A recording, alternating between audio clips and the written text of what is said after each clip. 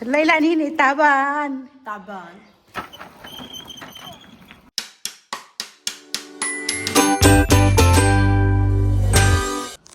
Baruet. Lalagay namin ni Layla yung zitun. شغل شغل Kidma. خدمة Shugol ha. تزرعوا زيتون. Ay. Huti man lota karatang hezima.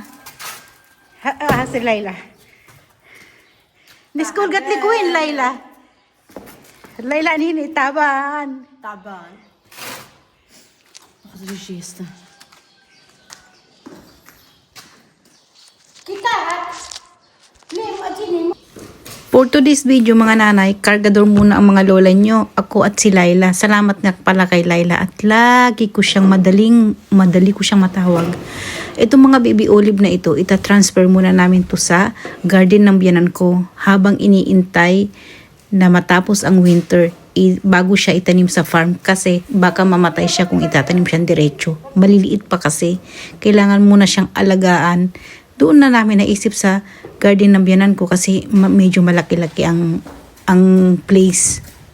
Tsaka maraming salamat sa mga nag-iintay sa aking mga video, sa mga nagtiyaga at patuloy pang sumusubaybay. Maraming salamat. Diba eksena pa yung pusa?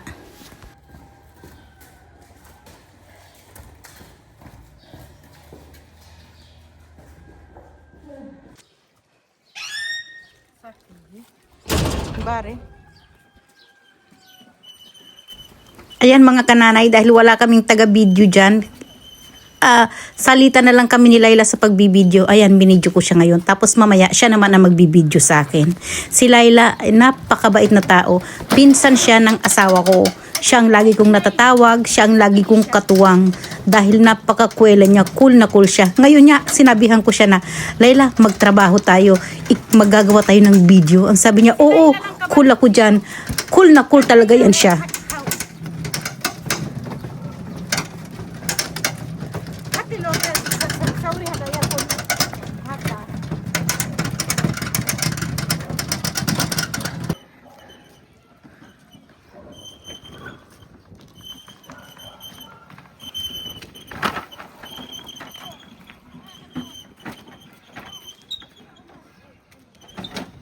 Ka. Sa hati hake. كل داخل يصير ادخلي معاه. Hake ka. Man sakrihus kamera hinti hake. Yatik ka sa.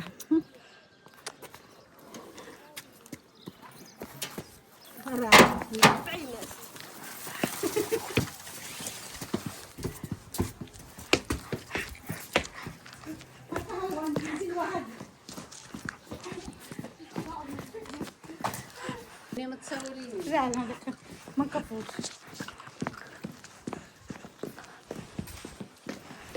Ayan mga kananay, medyo nahilo ba kayo sa video namin, sa taga-video namin? Bata lang kasi ang kumukuha ng shot dyan. Pero salamat sa bata na to dahil kung di dahil sa kanya, hindi namin mabubuo ang video na to.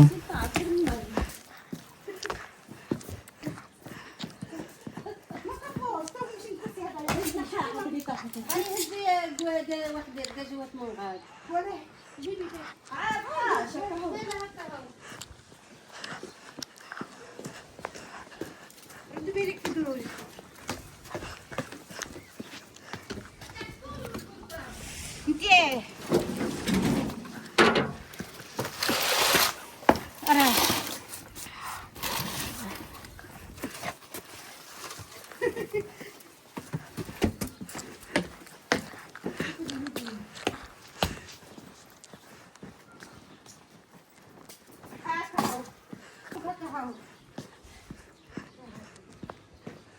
Asilbe. Rudi belik.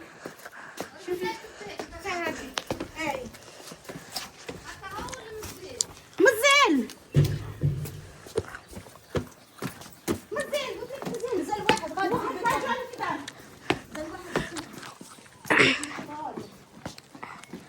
واه جاجو هاي يعطيك الصحة دبرت واحد شكون باش نصور أنا كلتي ضرب خربات كلتي الحبي ديما قالي في الدبر جبت لها الصاقة. كيما عصفور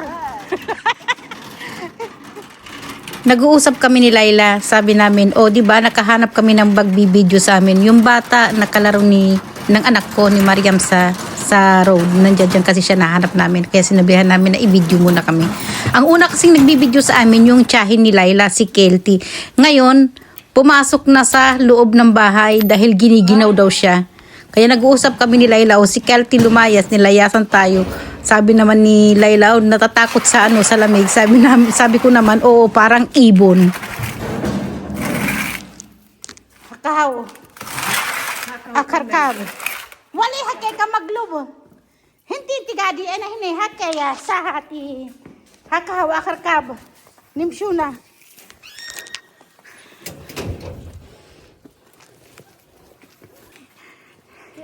Misi haja mushubehe mishina ina.